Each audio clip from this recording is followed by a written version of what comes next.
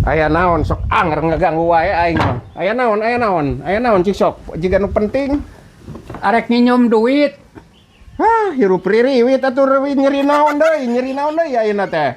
Pan kamari geus sabur di ubaran teh. Ayeuna naon deui nu karasa ieu? Mani asa raribut teh panyakit pisan geus kolot teh.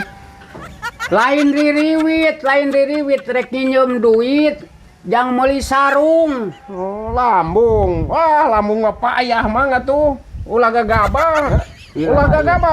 Ulah nginum kopi, ulah nu haseum-haseum, ulah wah bangsa nu kararit. Larea pantangan kopi hideung teh. Aduh, karasanya wingitna teh.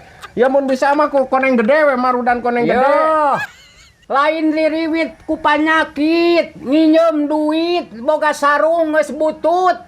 Tah ku tutut. Bisa ku tutut cenah sok urang sok macana komen cenah ku tutut. Astagfirullah. Nya meureun jang ubar lambung. Lain